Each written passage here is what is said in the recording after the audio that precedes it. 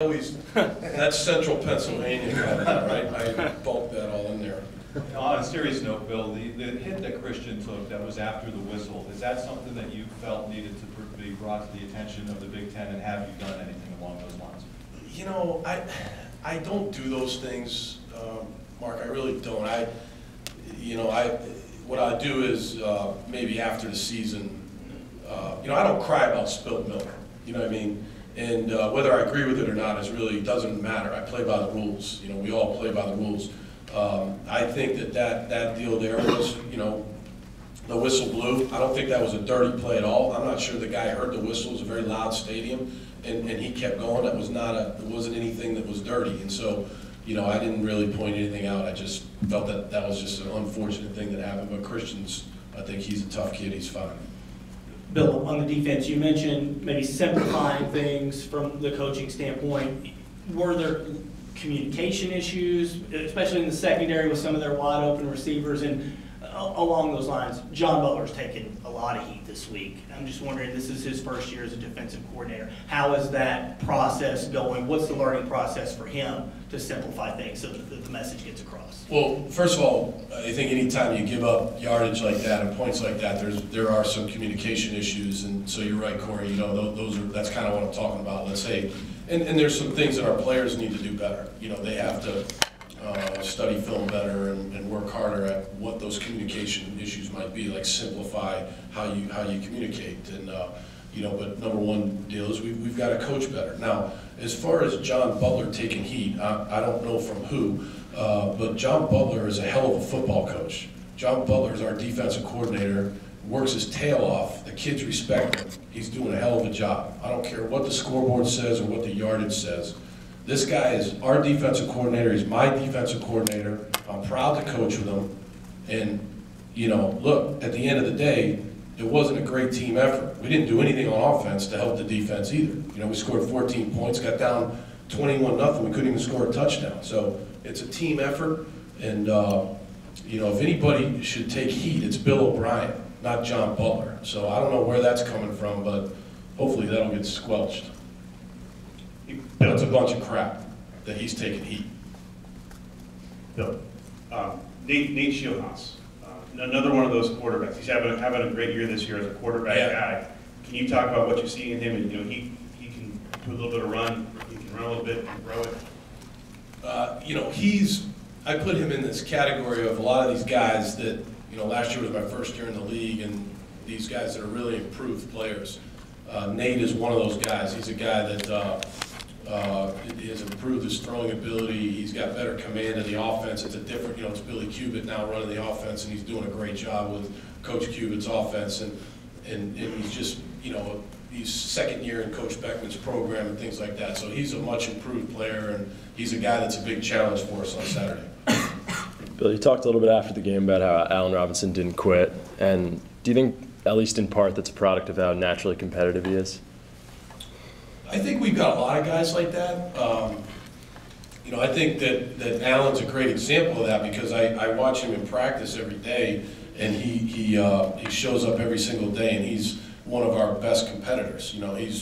He wants to go against Jordan Lucas every day, that type of deal, one-on-ones and things like that, and he tries to get better every single day, and that's what makes him the player that he is. And but again, I think we've got a lot of guys like that. I didn't look out on that field, or I didn't watch the tape on Sunday and see, a bunch of guys that threw in the white towel. I thought we had a bunch of guys really competing, trying to play, and it just didn't work out very well for us. And come back to work today and ready to go. Yesterday, and they're ready to go. So we got a lot of competitive kids. Bill, you utilized the tight ends like you envisioned at the beginning of the year. I have, Willie.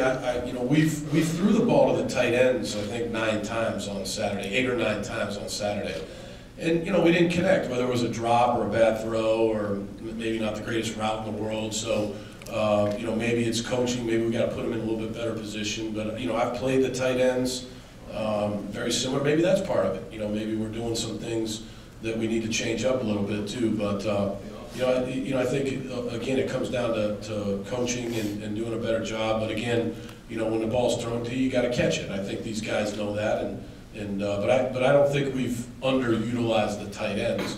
I think we've you know, used them the same, and you know, as far as amount of reps, we've used them the same. Coach, since you've been here, you've only lost back-to-back games one time, and that was your first 2 games. Just what do you think allows you as a coach to bounce back so well, as well as the players? Well, we talk to our guys all the time about 12 one-game seasons, you know, and so we try to separate it that way, and so we go week to week, and we try to make sure that the kids understand, okay, on Monday when they come in, let's review some of the tape from the previous Saturday game, but also, boom, that game's over as soon as we're done, and we focus on the task at hand. So I think, you know, the kids you have to give them a lot of credit when it comes to those things, and I think our coaching staff does a good job of separating each game's very, very different, and you got to get focused on the next game. Bill, I wanted to ask about Jevin Stone, just your thoughts on the job that he does. And I know his background, you know, coming from the NFL, you know, with you having the same background, I mean, what kind of advantage is that for a guy, I mean, specifically where he came from, I mean, with that guy who's now kind of running things in Denver, you know, working with him in Indianapolis? Yeah, Jevin does a good job. You know, he's got a big job, you know, because video is very important to us.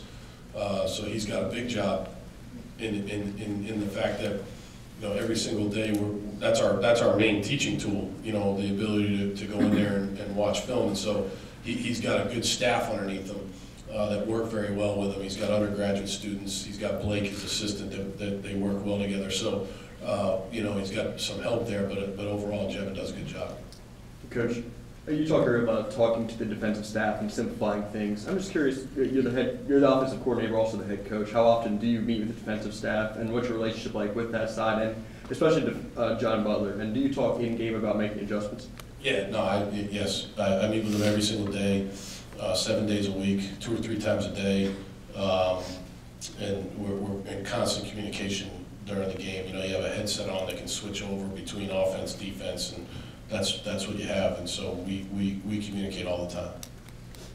Bill, you said a little bit earlier about Daquan Jones. It looked like his shoulder is kind of heavily wrapped last week. Is he okay? Yeah, the shoulder strain, Audrey. You know, I think he's another guy. You know, there's a lot of guys like this that are you know, Mike Hall, that are playing with some injuries and playing through it. And I think Daquan had a shoulder strain, he got a back issue. You know, so he's playing through it. Very good player and a very tough kid.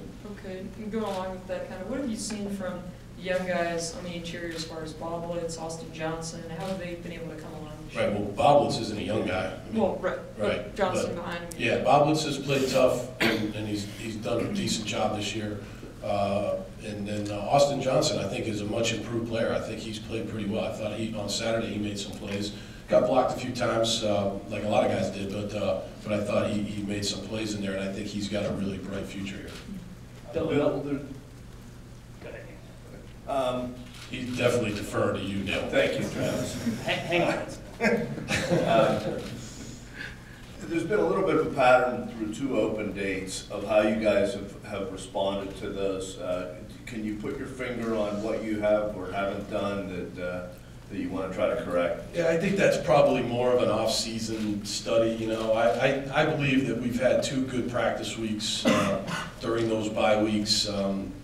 You know, but obviously that didn't translate into playing well. So I think when the season's over, we've got to sit down and research what we did there. Maybe ask around as far as what other people do. But I think we got to look at that deal. You probably got a point there, but now's not the time to look at that. Also, do you feel some rivalry was built in that game? There were some things that could be perceived as a little questionable once they pretty much had you beat.